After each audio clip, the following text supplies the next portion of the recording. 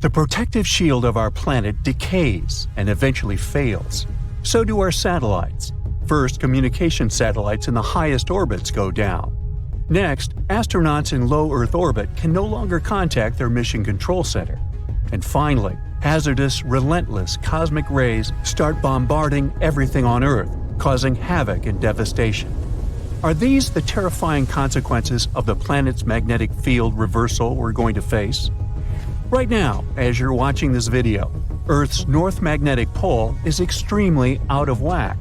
It's so serious that scientists will have to update the global magnetic field model released a mere 4 years ago. Does it all mean that the magnetic pole of our planet will flip soon? Well, be patient, we'll figure it out a bit later. You see, the magnetic pole is moving quite erratically from the Canadian Arctic towards Siberia, and these movements are very unpredictable. But it's normal for the pole to be moving. There are long-term records from London and Paris that prove that the North Magnetic Pole moves randomly around the rotational North Pole over periods of several hundred years. But the most astonishing thing about its movement is that it's speeding up. Around the mid-1990s, the magnetic pole unexpectedly accelerated from a bit over 9 miles to 34 miles a year. And recently, the pole crossed the international dateline, moving toward the eastern hemisphere. The European Space Agency launched extremely accurate magnetic field satellites in 2013. Thanks to them, researchers have superb data they can use not only to make magnetic field maps, but also to update them every 6 to 12 months. That's how they were able to notice that the core field was weakening too. It might be a sign that the planet's magnetic field is about to flip. To understand this process better, we need to figure out how the core field works. Let's say we've got a bar magnet that runs through the center of our planet and has a north and a south pole.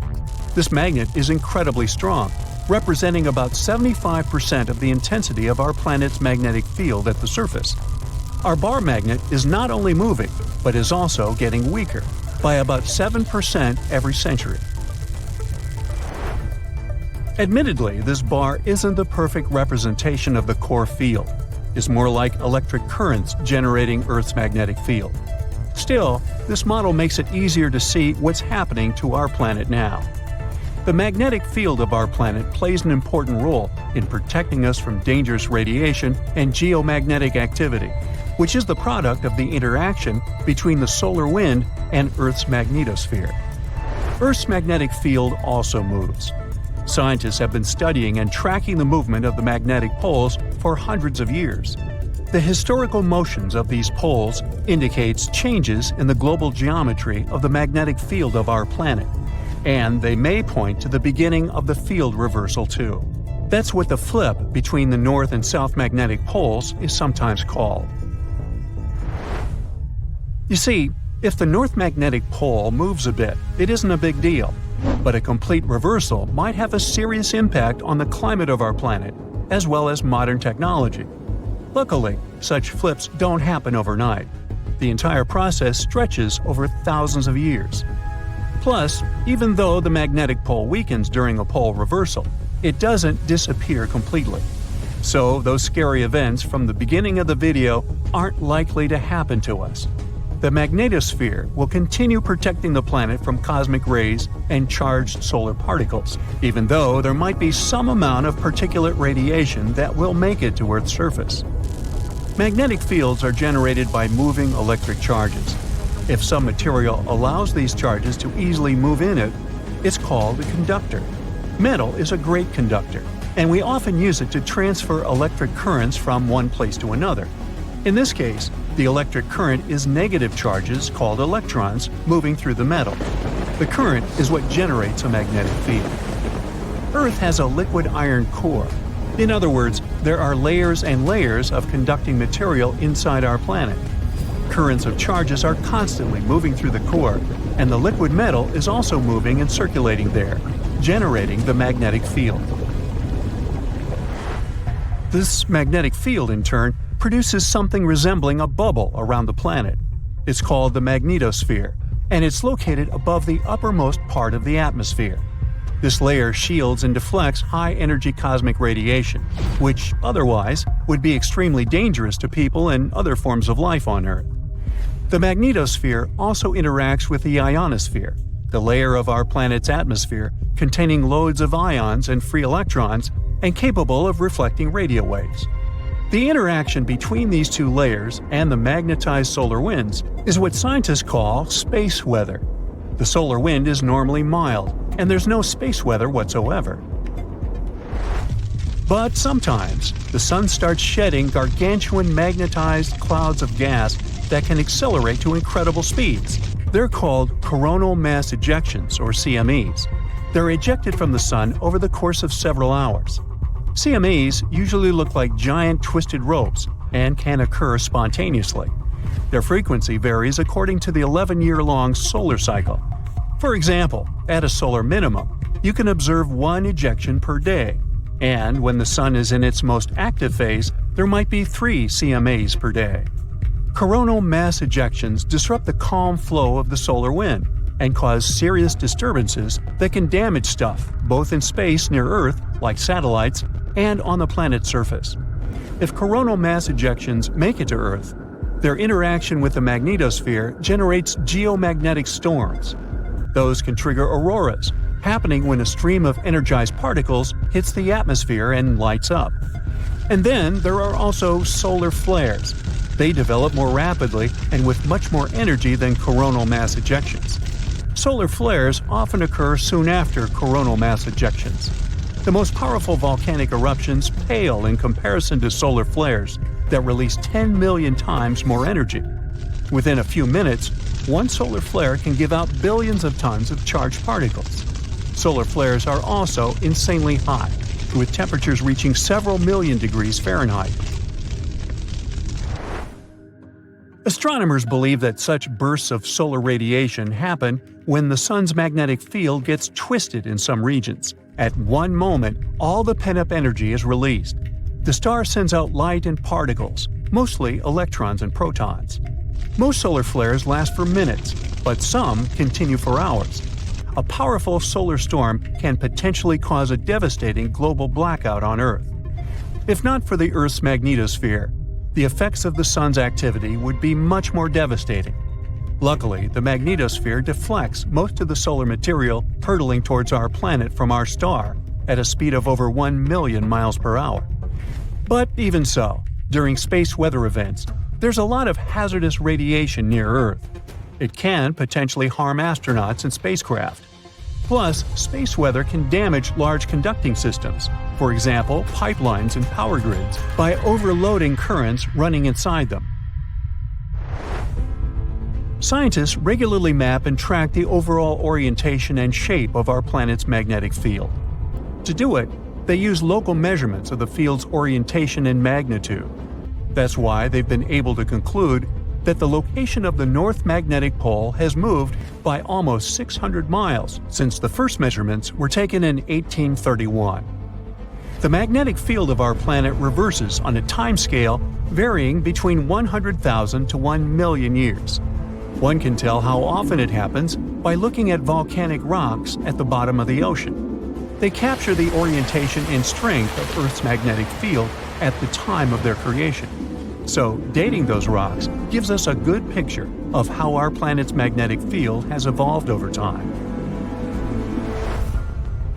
From a geological point of view, field reversals happen quite fast, but they are extremely slow from a human perspective. A complete reversal normally takes a couple of thousand years, but during this time, the orientation of the magnetosphere may shift, exposing more of Earth to cosmic radiation. Such events tend to change the concentration of ozone in the atmosphere. In any case, scientists can't say for sure when the next field reversal will happen, but they keep mapping and tracking the movement of our planet's magnetic north. By the way, the Earth isn't the only planet with a magnetic field. Gas giants, like Jupiter, also have a conducting metallic hydrogen layer that generates their magnetic fields. Jupiter's internal magnetic field prevents the solar wind from interacting directly with the planet's atmosphere. The speed of light is the fastest thing in our universe, It travels across space, passing through Mercury and Venus to reach us, and it's slowing down. No need to panic though. The sun is getting weaker, but we won't see the effects of it for another billion years. In the vacuum of space, the speed of light is around 186,280 miles per second. Any slower than that, and humans would see the changes firsthand. There would be some awesome effects, like colors changing and the brightness of objects fading. We'd also notice some differences in everyday objects, their length and shape. Scientists created a simulation to see what would happen if the speed of light was slower.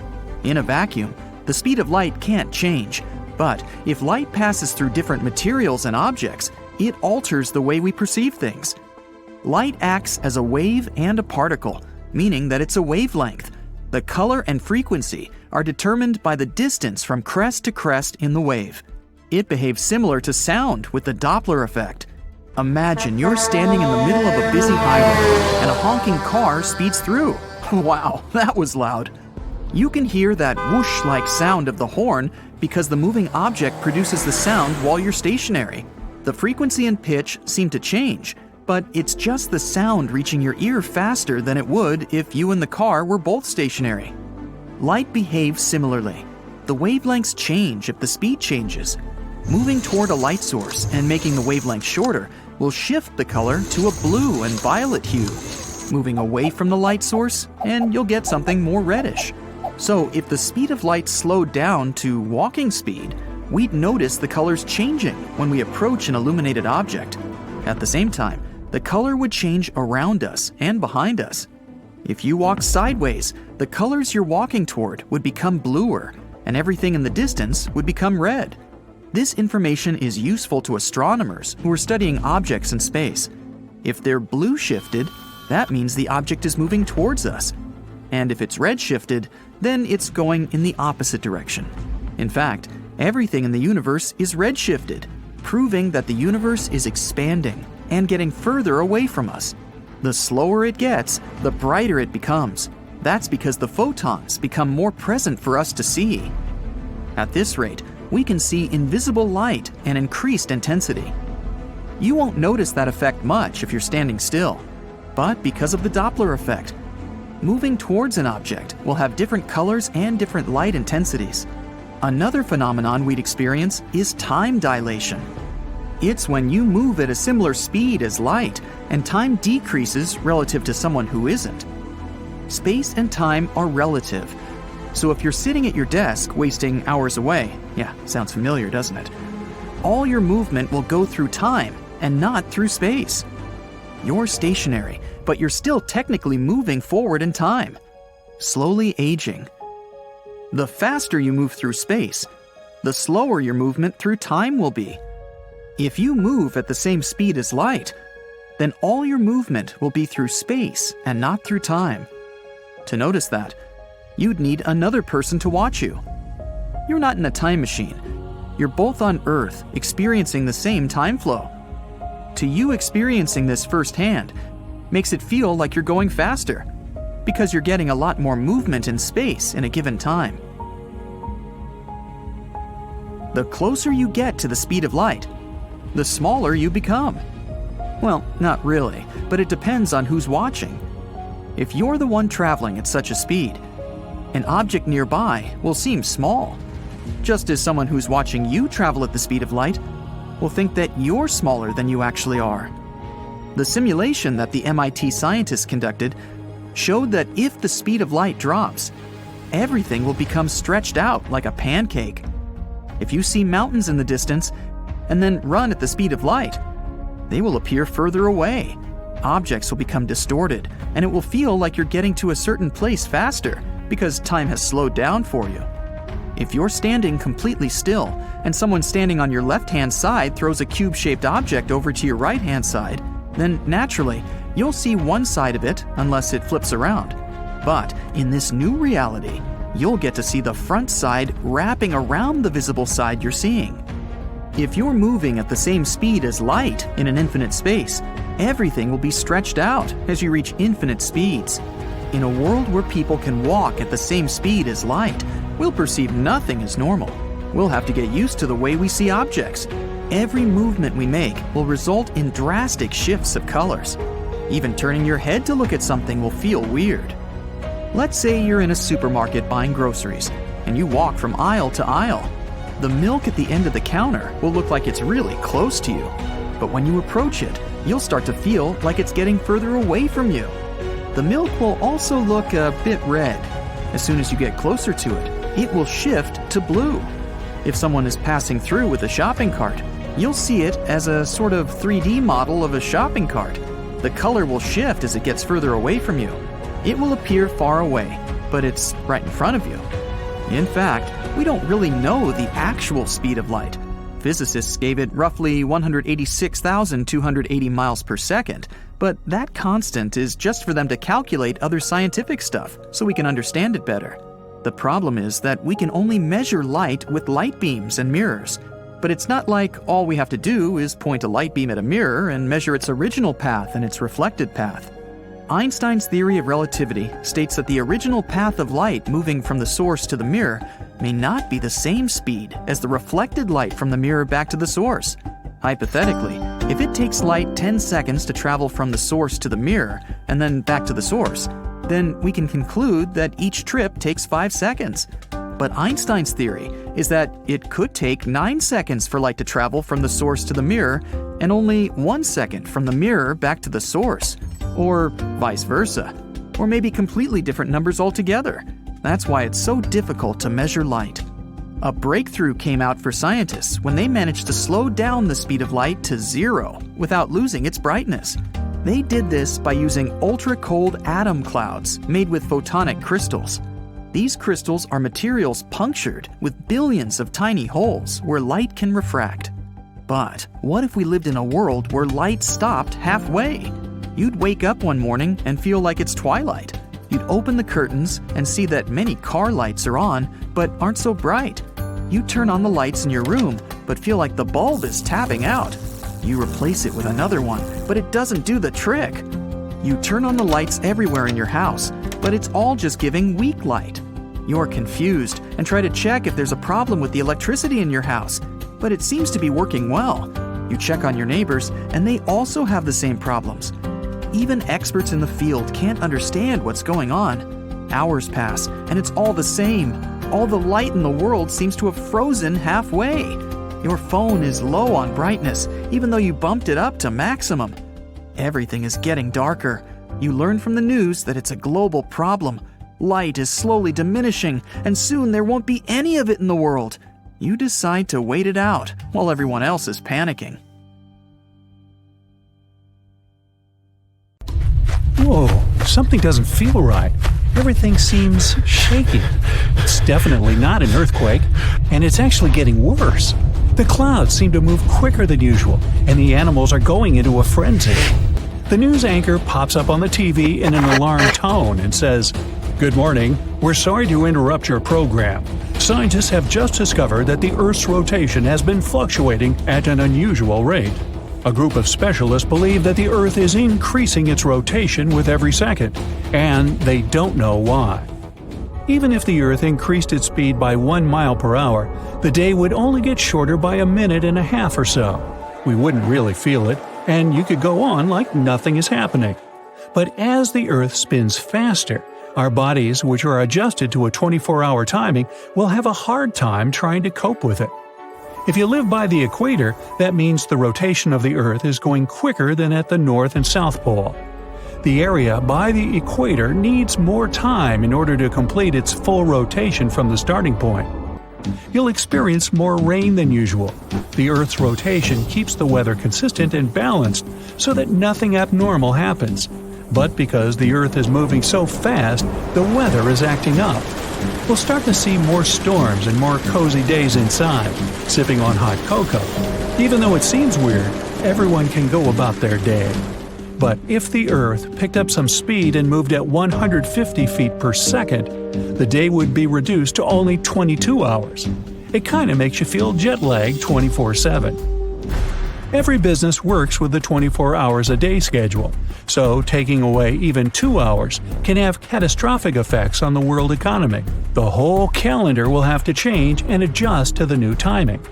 Clock designs will change with the new midnight, replaced with 10 o'clock. And with each week, the hours will shorten, so there will be no proper way of telling time except by sunsets and sunrises. The weather will continue to get worse and worse, feeling like the rain will never stop. The animals that rely on weather patterns won't know how to function, and mass migrations will occur from almost all species of animals. Flocks of birds will be flying everywhere and reach places they normally won't go to, affecting the whole food chain and ecology.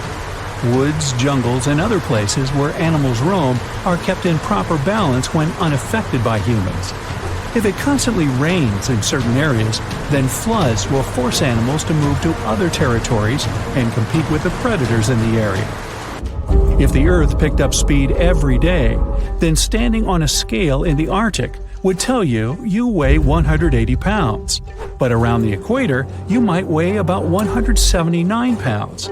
That's because of the extra force opposing gravity in that area.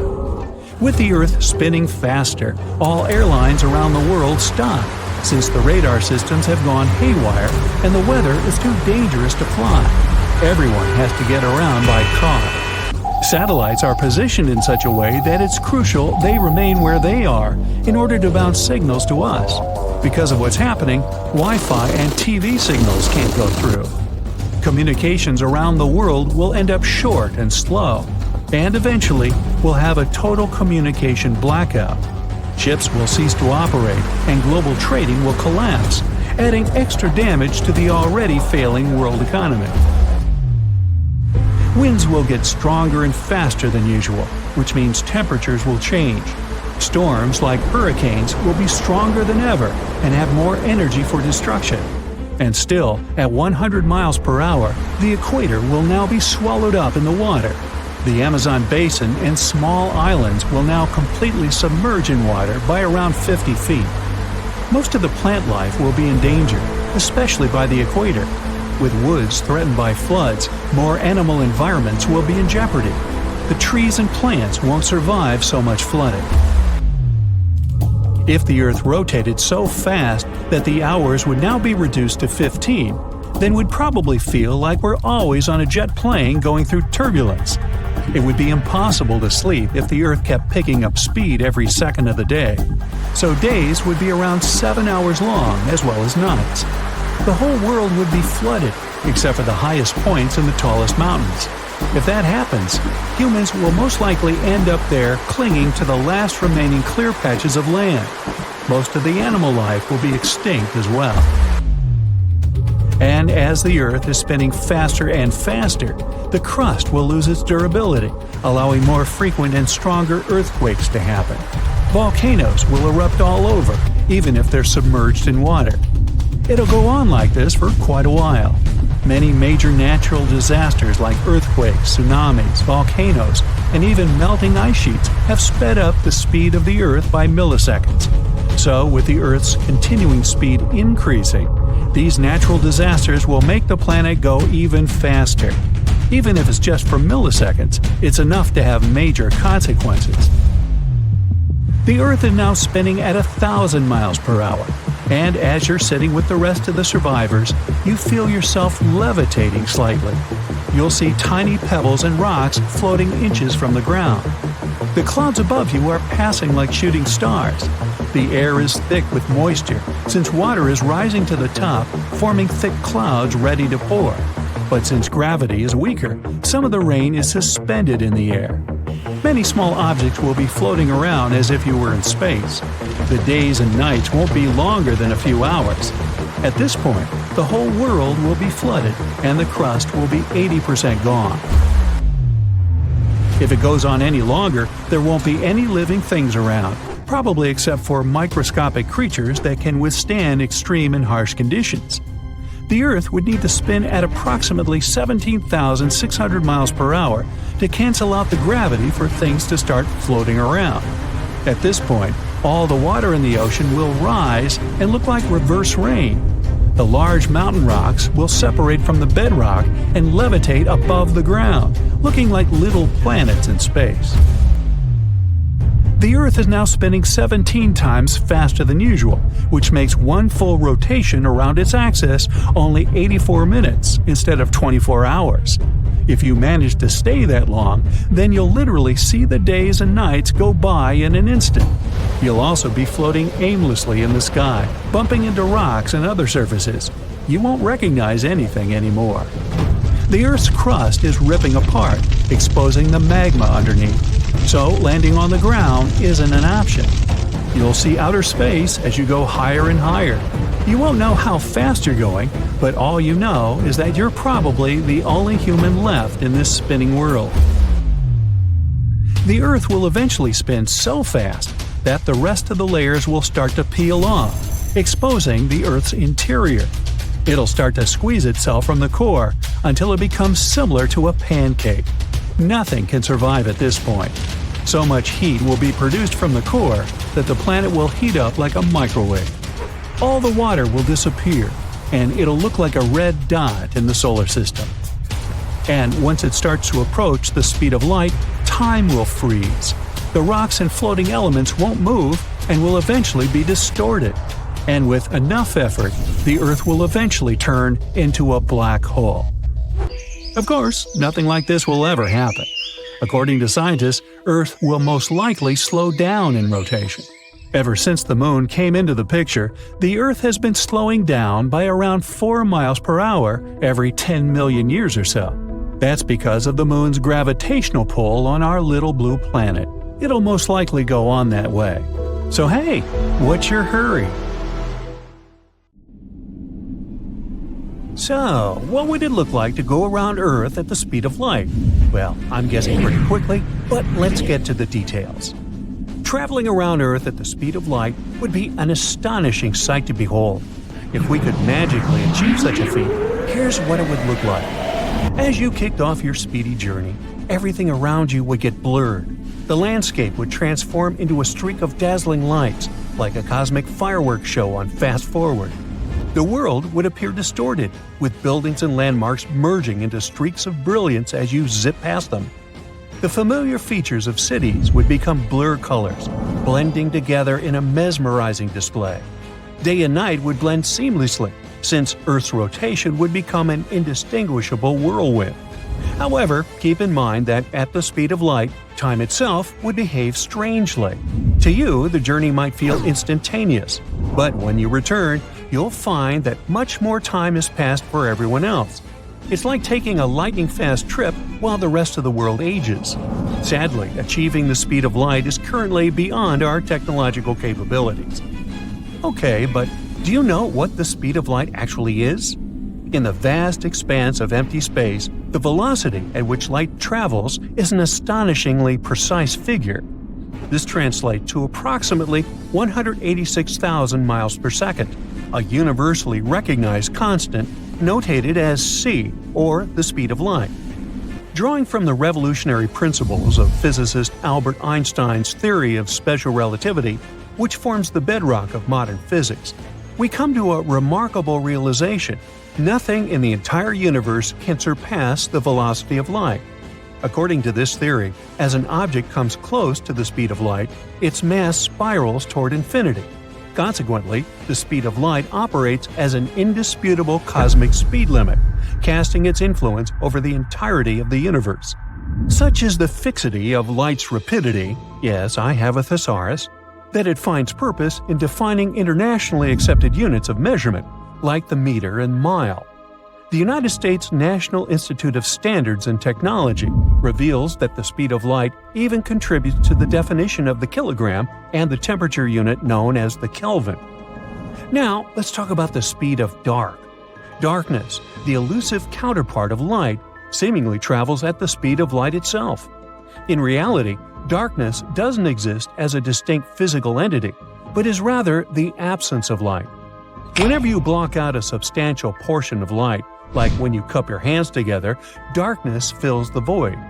When discussing speeds, we can think of darkness as what emerges once the light ceases to illuminate, and it appears to move at the speed of light. Still with me? Yeah, my brain is starting to ooze out my ears too. Anyway, let's take a journey to distant space, far away from any light sources, such as the radiant sun. Imagine having a light bulb attached to the nose of your spaceship, emitting its luminosity in all directions through space at the speed of light. Now, if you momentarily turn off the light bulb and then turn it back on, a fascinating phenomenon occurs. Light continues to travel outward in all directions from before you dim the bulb, and subsequent light beams follow after you restore its glow. However, amidst these expanding spheres of light, an intriguing region emerges. It's the space in between there was no light because none was generated during the brief period when the bulb was off. So, in this cosmic spectacle, darkness appears to join the journey alongside light, seemingly chasing it at the speed of light. It reminds us that even in the absence of light, there is an enchanting interplay between shadows and illumination, each playing its unique role in the vast tapestry of the universe. You're in the middle of the Sahara. You see a huge awning with a red target pattern. Its surface is so hot you could fry food on it. A drop of water is to hit the center of this target at the speed of light. Theoretically and technically, this experiment is impossible to conduct. But if it happens, then mysterious nothing awaits us. And each version of this nothing will be different. So we'll do 3 drops. Option 1. It's better to do it from a great height or space. You take off on a jetpack into the stratosphere. You have a bottle of water in your hand. You pour out 1 drop. Let's say it starts accelerating itself. In this case, even at a low speed, a drop of water will burn up in the protective layers of the atmosphere. In less than a second, the drop will turn to vapor. Let's say our planet had no such protection as the atmosphere. The air resistance would still get rid of the drop. The drop is flying down at a tremendous speed. The cold wind turns it into an icicle. The greater the drop velocity is, the stronger the air resistance is. The drop is moving faster and faster, soon reaching the speed of sound. Then, it just smashes into thousands of small particles. Under such conditions, the drop will never be able to reach the Earth at the speed of light. Nothing happens because nothing gets to the target. The next attempt involves changing the drop. Oxygen, carbon dioxide, ozone, and other gases in the atmosphere destroy any falling object. But what if the drop didn't meet all these obstacles? You change the internal structure of water chemically. So, you put your jetpack on again and grab a bottle of water. At the height of the Earth's orbit, you open it and pour out 1 drop. It accelerates and there's no resistance. It passes through the hottest layers of the atmosphere, but doesn't burn, passing the freezing temperature, but doesn't freeze up. It flies to the ground, developing the speed of light, and crashes again. But nothing happens. The drop got the properties of a light particle, a photon. It's only under such condition that it might develop the speed we need. No object with mass, be it a car, a house, a tree, an ant, a single air, a grain of sand, or a molecule, can reach the speed of light. Only light particles are capable of it since they don't have mass. An intangible drop falls into the center of the target, and again, nothing happens. The third option. Scientists found a way to accelerate a drop to the required speed. They also have to change the molecular composition of water, making it more resistant to high and low temperatures. To make the drop reach the speed of light without any damage, you need to place it in a perfect vacuum. No air resistance, no protective layers of the atmosphere. We leave only space and the water. For this purpose, scientists need to build a long pipe. In the center of the Sahara, around the same target, people create a scientific center. From here, the pipe should go up. Its height is approximately the distance to the International Space Station. That's 254 miles, which is about the height of 50 Everest mountains. You can't connect to the ISS itself as it's moving all the time. It revolves around the Earth, completing 1 revolution in 90 minutes. That's why astrophysicists and engineers should build a small station designed for 1 person. And this station should move parallel to a single point on the ground. The vacuum tube is made of solid stainless materials so that rain and high temperature couldn't destroy it. Inside, it's an alloy of titanium and graphene, the most durable metal on Earth. The pipe is built horizontally. Then, with the help of several helicopters and cables, it's placed in an upright position and attached to a small space station. The pipe is equipped with small pumps that pump the air out and block its flow inside. The water drop shouldn't touch the walls, so there's a special layer of gravity plates. They push the water away from the pipe's surface, using the power of magnetism and sound waves. You put on a jetpack and fly to the station with a bottle of upgraded durable water. Your hands are shaking with excitement. Your breathing sounds loud in the spacesuit. You open the bottle, tilt it slightly, and pour one drop into a special box. Inside this container, the drop gets charged with the energy needed to develop the speed of light. Now it's ready for the journey. You look at the box, close your eyes, and press the start button. The drop flies into the pipe at a great speed. From the powerful blast wave, the entire station is thrown to the side. The drop accelerates, and at this point, the pipe made of the strongest metals on Earth begins to melt like ice cream. There's so much energy in the water now that it would be enough to provide electricity to a small city. And now the drop reaches the speed of light, which is 186,000 miles per second. The pipe turns to dust. It doesn't matter whether the drop hits the ground or not, because there will be nothing. Literally, all material objects, cars, houses, fields, oceans, computers, planes, ships, flowers, trees, should I go on, will disappear. Intangible things, such as gas, air, radio waves, electromagnetic radiation, billions of terabytes of digital information, all this will also be gone. Boy, are you in trouble. Any sound, shouting, music, the phone ringing, will be impossible to create and hear. The light will disappear, and then there will be complete darkness. But let's rewind time and see exactly what happened right now. It won't work though, because there's no time either. Imagine time as a stormy river that flows rapidly in one direction. Then this river falls into an endless pit and disappears completely. All this happened because a drop of water crashed into our planet at the speed of light. As soon as a drop begins to approach the needed speed, it loses its properties of water. It's now the most powerful and heaviest object in the universe. The energy that comes from it destroys everything for hundreds of thousands of miles. Concrete, ground, rocks, etc., etc., etc., and on and on and on. Everything disappears. In the first second, it all gets shattered into millions of tiny pieces. Then these pieces are torn apart into millions of even smaller particles. The molecules burn up. Imagine a paper map of the world. If you wet it and tear it, it will turn into wet paper scraps. If you burn it, then part of the map will turn to ashes, and the other part will simply fly into the air in the form of smoke. The map will remain, but it will never look the same. But if you destroy the map's molecules, it's safe to say that the map never existed. There's no trace of its existence. The same thing happens to our planet.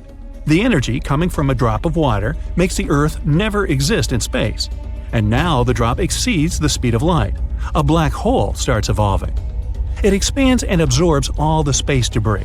Then the Moon. Soon it will be the turn of Mars and all the other planets in our solar system.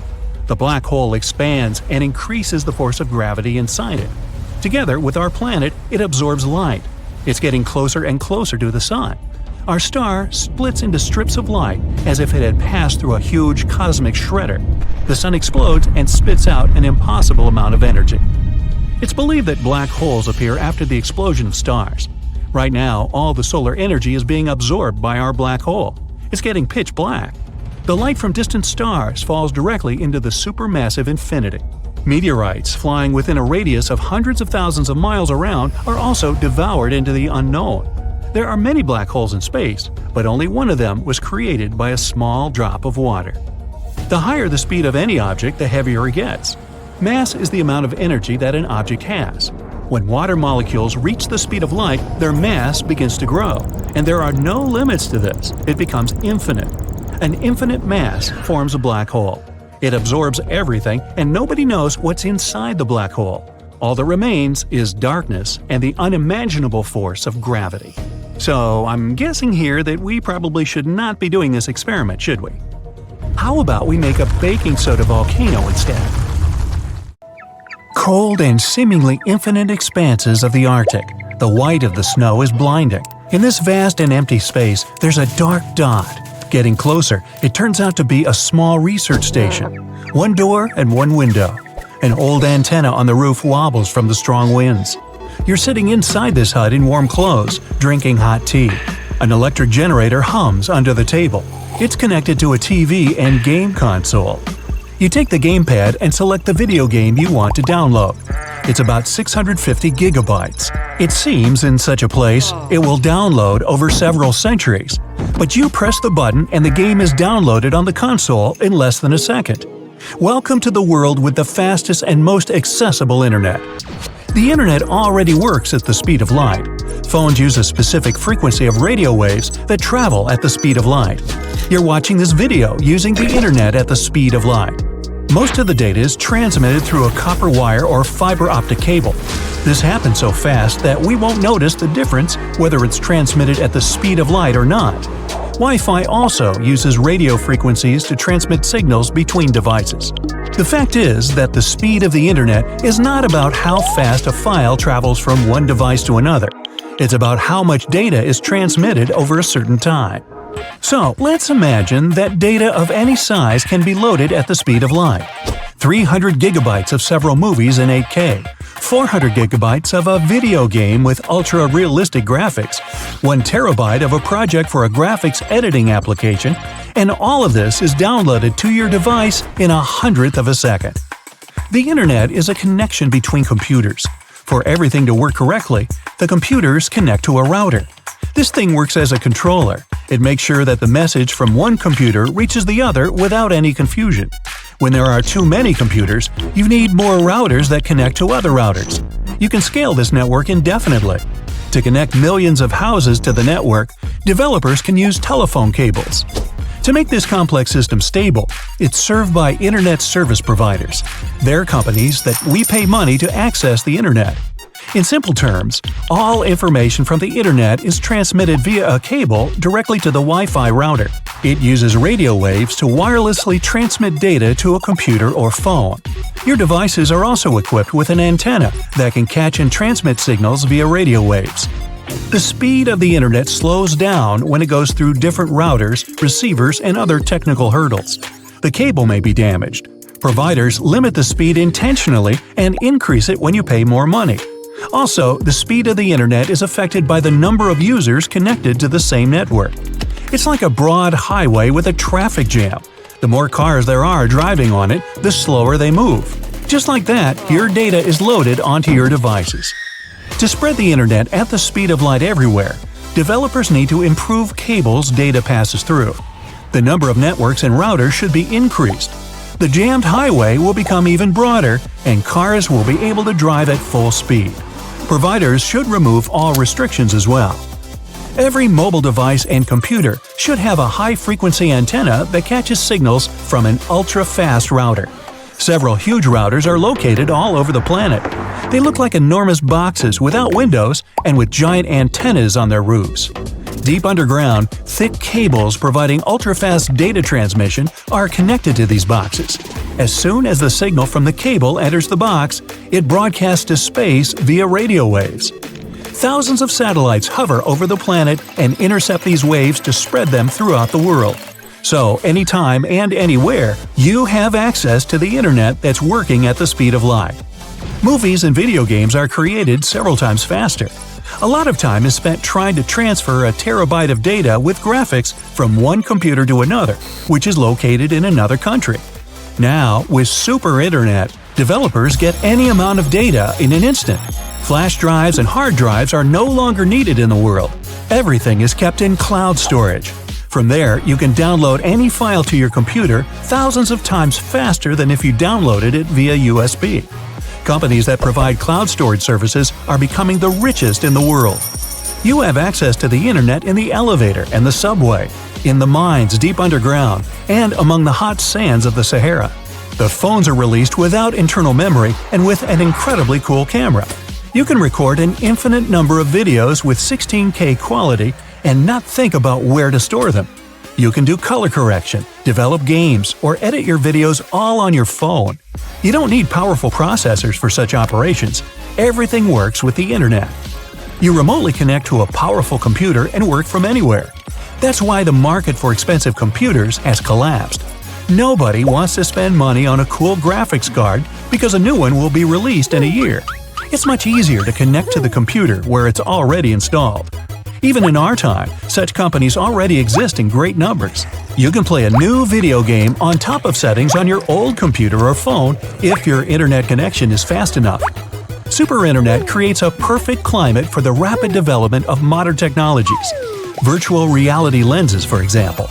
On an airplane, in a submarine, in the desert, you can watch the highest quality movies in 360 or play games with augmented reality. Special effects and graphics in such games become indistinguishable from reality. Artificial intelligence can process data from all over the world simultaneously, in seconds. Thanks to this, people make discoveries in the field of medicine and genetic engineering. Scientists are developing a machine that can upload the human mind on the internet and download it back. Each user's cloud storage accumulates so much digital garbage that people hire special companies to clean up terabytes of useless data. A huge amount of energy is consumed. It provokes an increase in the price of electricity. To save money, people build small wind farms in their backyards to generate electricity. Many people make tunnels to get to underground rivers. Using special equipment and a powerful water flow, you can create a home hydroelectric power plant. The roofs of most houses are covered with solar panels. The internet is becoming as familiar to the world as the air. There's no longer a place where you can't connect to the web. Some vloggers put a phone in a box made of refractory metals and threw it into the mouth of a raging volcano. Even then, the connection wasn't broken until the phone melted. In a few years, the data on the internet as a whole increases thousands of times. Billions of petabytes must be stored somewhere. Developers around the world build data centers to support cloud storage. They appear underwater, underground, in the mountains, and even in forests. Scientists understand there won't be enough space for such data storage in the future. In addition, all centers emit strong radiation, which is bad for humans and the Earth's atmosphere. Therefore, the world's IT companies unite to create a giant data storage server in space. They build such a station in the orbit of our planet. Developers install special equipment there to ensure the operation of cloud storage. Every year, the station grows in size. It receives energy from solar panels. After a few decades, the data center becomes a cube half the size of Earth. You can look out the window and see its outline in the blue sky, better than the moon. At night, millions of light bulbs glow on it. An enormous area on the moon is covered with solar batteries to provide the cube with additional energy. Now it looks like a disco ball. Humans colonize Mars and take the super internet there. Now you can make a high-quality video call to a friend who is on the red planet. If you're a fan of Dr. Pimple Popper, you're probably freaking out right now, itching to squeeze out every little blackhead from those lip contours. But this is actually a hill formation that you can find in Garb, Sudan. Knowing that perhaps makes it all the more creepy because it looks like the crack in the middle is swallowing up everything around it. This black hole scenario brings to mind our next stop, Vostok Island. This eerie spot is a 59-acre coral atoll situated in the southwestern Pacific Ocean, about 400 miles northwest of Tahiti. If you check it out on Google Earth today, it looks like it's been totally blacked out, sparking all sorts of wild theories. People keep saying that this place is some top-secret base, or even a fictional island straight out of Lost. But what we see here is actually just a dense, dark green forest made up of Pisonia trees. Since nobody lives there and hardly anyone ever visits, the island is pretty much untouched by humans. This massive star, or mandala, is situated just outside Beatty, Nevada. It has got the internet all puzzled, with people trying to figure out if it's evidence of some kind of extraterrestrial activity. To add to the mystery, this spot is right by the Tonopah Test Range, which is also known as the famous Area 52. Despite its creepiness, it's probably just one of the thousands of crop circles that gained fame after Google Earth came along. This spiral formation right here is also located in Nevada, and it definitely looks like another chilling crop circle. But things get even stranger if you use the street view option. As you zoom in closer and closer, you'll notice that it's made up of carefully arranged rocks. This labyrinth, so to speak, is part of an open-air museum situated in the ghost town of Rhyolite. And if that's not creepy enough, take a look around and you'll see dozens of eerie men in white cloaks. Despite their lifelike appearance, these silhouettes are actually statues from an installation created by a Belgian artist in the 80s. Even stranger than stumbling upon a large circle on the ground is finding a bunch of them. Our next location in Wyoming is filled with peculiar circle structures to the point where it's hard to count them all. During the 20th century, this U.S. state shifted from a farming economy to an industrial one, dominated by the extraction of oil, gas, and coal. So, these circles are likely remnants of a tank farm. I mean, places where oil storage tanks used to be located. If you want to avoid nightmares, I highly recommend not searching for the mausoleum of Emil Becker in Poland. If you happen to find it by using the Street View mode, prepare yourself to face an abandoned place with the most terrifying sculpture there is. Oh, the creeps.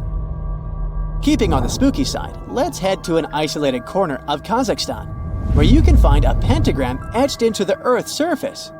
This formation is huge, measuring roughly 1,200 feet in diameter. Before you jump to conclusions about this formation being related to some kind of underworld deity worship, it's worth noting that the pentagram actually turns out to be the outline of a park designed in the shape of a star. The star shape is marked by roadways, which are now lined with trees, making the star shape even more distinct in aerial photos. You can spot this peculiar symbol from quite a distance.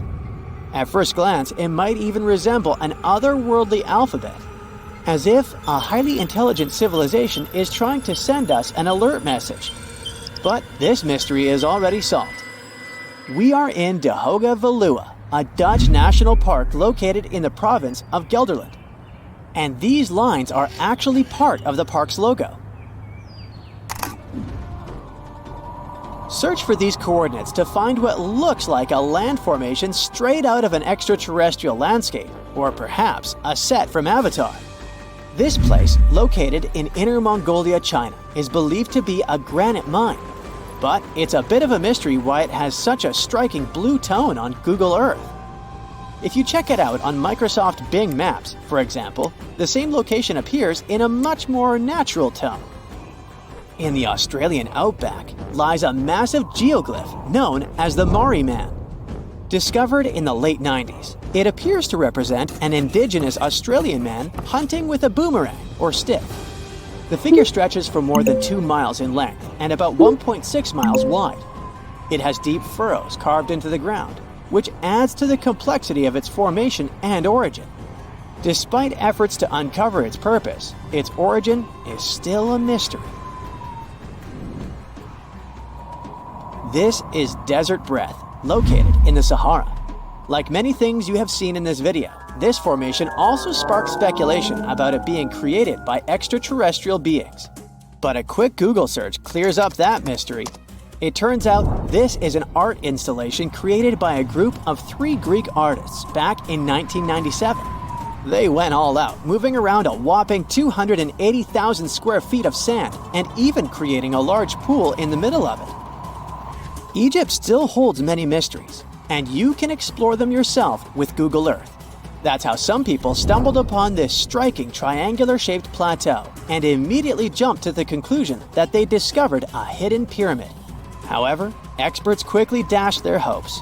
They believe there's no plausible explanation for a pyramid to exist in this area, located 8 miles west of the Nile Valley edge in Upper Egypt. This discovery is likely nothing more than a hill that has suffered the effects of erosion, combined with a heavy dose of wishful thinking. In some cases, nature itself is responsible for creating frightening sculptures, like the Badlands Guardian in Alberta, Canada. If you look at it from above, you'll notice not 1, but 2 human heads emerging from the landscape. These gigantic beings were sculpted by rainwater erosion on layers of clay-rich soil. Ironically, additional human-made structures give the impression that this one is wearing wired headphones. It seems that deserts are a prime spot for discovering strange images on Google Earth. So our next stop is China. In the Gobi Desert, you'll come across zigzagging white lines that look kind of random. The first challenge for armchair experts was figuring out what these structures were made of, as it's hard to tell if they're painted on or dug into the landscape. There's still a lot of speculation about it on the internet, but the most plausible explanation is that this structure is used for calibrating satellites. This way, satellite cameras can focus on these large grids to orient themselves in space. Check out this intact plane that seems to have sunk beneath the ocean off the coast of Crooked Island, Bahamas. Some viral videos claim it's a crashed plane belonging to the infamous Pablo Escobar. The truth is that something lying on the bottom of the ocean can't be that visible, so it's more likely that it's a plane that was actually flying when Google captured these images. However, there is a strong belief that Pablo Escobar did have a plane that crashed nearby, but it was in another part of the Bahamas known as Norman's Cay. You can still spot it in shallow turquoise waters. Just search for Norman's Cay sunken plane, and there it is. If you're convinced that extraterrestrials are already among us, then go ahead and type in these coordinates on Google Earth. Explore the area using Street View, and wow, what is it? Of course, we're not talking about visitors from other planets, but this shadow of a gigantic creature still gives me the creeps. Turns out, it's just a person lugging around one of those 360-degree Street View cameras tucked away in a trekker backpack.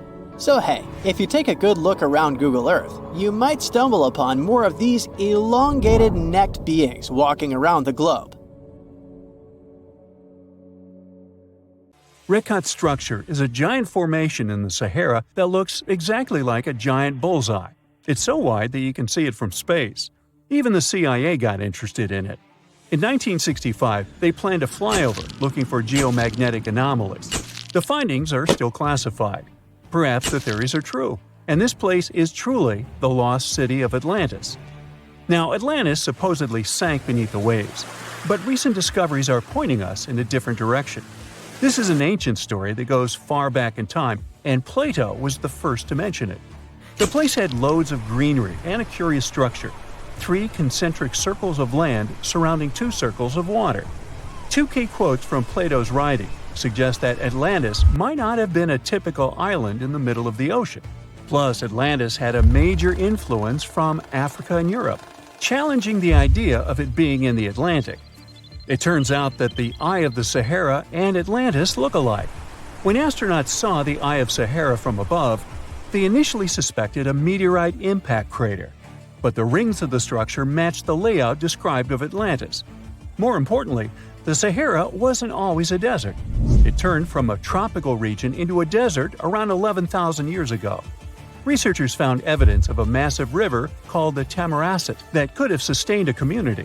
This river flowed toward the Rikat structure, aligning with Plato's description. The Trans-Saharan Seaway ran through the Sahara 50 to 100 million years ago. The sea allegedly destroyed Atlantis around 11,500 years ago, likely due to a rapid rise in sea level caused by the end of the Ice Age. NASA's worldview imagery shows patterns consistent with this theory. Those concentric rings might be a key to unlocking the secrets of our planet's evolution over millions of years. They're shaped by erosion on resilient rock layers, creating a spooky pattern of ridges and troughs. The central peak stands proud at 1,300 feet. The central part has undergone a significant erosion makeover, revealing a circular structure with a raised peak. Unlike impact craters, the Eye of the Sahara flaunts a striking balance and symmetry. Some say it results from rock uplift, sculpted by wind and water. Others think it's an ancient anticline, eroded to reveal its concentric glory. Then there's a salt diapir theory, suggesting that salt's buoyancy sculpted this beauty. Dating techniques have proved that it formed 541 to 252 million years ago, give or take a million or two. Ancient tools are scattered around the outer rings of the structure near riverbeds. Some older stone tools have also been spotted in the same areas. And still, even though some spear points from the Neolithic period have been found, there aren't many signs that people were living there back then. The area seems to have been used for short-term activities like hunting and making tools. There are other unearthly mysteries that haunt our world. One such enigma is in Norway, the ominous Hessdalen light phenomenon, also known as the Valley of Lights, leaves scientists confused. This valley is 10 miles wide. It's quite isolated, but a peculiar blue box sits high on the hillside, equipped with cameras scanning the valley. The unsettling saga began in the 1980s, when the night sky over Hessdalen erupted with burning fireballs, a recurring spectacle that sent shivers down the spines of those who witnessed it. This wasn't a fleeting occurrence, rather it became a regular thing. Terrified locals reported encounters with these unexplained luminous phenomena, some of which happened near their homes. Unease spread like wildfire. At its peak, there were about 20 sightings every week. The phenomenon made its way into newspapers, magazines, and media worldwide. Soon, people flocked to the valley, hoping to see the lights themselves. In 1984, experts joined the fray, armed with sophisticated instruments like magnetometers, radiometers, and other ometers. What they encountered was mind-bending, lights that defied explanation. Some moved at a leisurely pace, while others raced through the sky at an astonishing 19,000 miles per hour. People tried to explain these lights: airplanes, distant reflections, ball lightning, satellites, planets, meteors. But the speed and how these lights danced ruled out all those theories. We're slowly approaching another mysterious place. This is the greatest subglacial lake among Antarctica's 675 known lakes. It can easily hide unknown life forms. This lake is beneath the East Antarctic ice sheet. Dive about 2.5 miles under the ice, and there you'll see Lake Vostok, located at 1,600 feet below sea level. This lake is 155 miles long and 31 miles wide at its broadest point. With an average depth of 1,400 feet, it's also the world's sixth largest by volume. It's like an underwater city with lofty pillars and deep basins. The secret lake was discovered in 1993, yet it had been waiting to be found down there for over 2,000 years, collecting ancient secrets. In 2012, scientists drilled through the ice, creating the longest ice core ever. They pierced the ice all the way to the lake's surface. The year 2013 brought an unexpected twist when the tranquil waters erupted during the extraction of an ice core, mixing with drilling fluids. Then they got a pristine water sample in 2015. Some believe there might be previously unknown life forms down there, since it's a fossil water reserve that's been untouched for millions of years. That could be a lot like those speculated ice-covered oceans on moons like Europa and Enceladus. It all started with a theory in the 19th century, suggesting fresh water lurking under Antarctic ice sheets. Then, in 1955, seismic soundings hinted at a subglacial lake, and by the 90s, satellite data confirmed Lake Vostok's existence. Now, Lake Vostok isn't alone. In 2005, they found an island in the middle of the lake. Then, two smaller lakes joined the party. They suspect that a secret network of subglacial rivers might link these lakes. Now, very far away from Antarctica, in Venezuela, Catatumbo lightning presents a sinister light show at the junction of the Catatumbo River and Lake Maracaibo. This unsettling lightning phenomenon happens at about 140 to 160 nights a year, going on for 10 hours a day, and can flash up to 280 times in a single hour. The frequency of this lightning show changes with the seasons and from year to year. There was a break between January to March in 2010, causing a bit of worry that it might vanish forever. As the sun sets, winds from the east start picking up speed. The strong wind is called a nocturnal low-level jet, like what you see in the Great Plains of North America. These winds bring moisture, mostly from the Caribbean and the lake itself. This humid air hits high mountain ridges, causing thunderstorms to form over the mountains. Thanks to the ongoing wind situation, more thunderstorms appear as the night goes on. This pattern repeats itself, and is why this area has the highest annual lightning rate globally. The next place scientists cannot explain is in China. That is the Longyu Caves. They have lofty slanted roofs and sturdy pillars. The spot remained hidden for centuries. These human-made caverns, built around 2,000 years ago, decided to reveal themselves only in the 90s. Local farmers drained some ponds and unveiled 5 massive caverns. Further digging exposed an additional 19 smaller caves. They range from 60 to 110 feet in width and 26 to 50 feet in height. Archaeologists found historical relics from the reign of Emperor Zhuan of Han, dating back to over 2,000 years ago. Now, how did these caves survive for more than 2 millennia without falling apart? No ancient records explain the way they were crafted either. The walls show chisel marks, hinting at some layer-by-layer chiseling action, but the exact construction process is still a head-scratcher. We are up for a crazy Atlantic hurricane season. It may be even worse than that of 2005, the year that brought us Hurricane Katrina. That one took 1,392 lives and cost the country over $100 billion. Experts predict there will be between 17 to 25 total named storms. Some of these storms are about to become hurricanes, with winds reaching over 100 miles per hour or higher. We're already seeing storms sweep across the country, bringing dangers like tornadoes, flooding, and hail. You gotta thank the El Niño Southern Oscillation, or ENSO, for this. This complicated term has to do with El Niño and La Niña, the two giant forces that basically shape our world.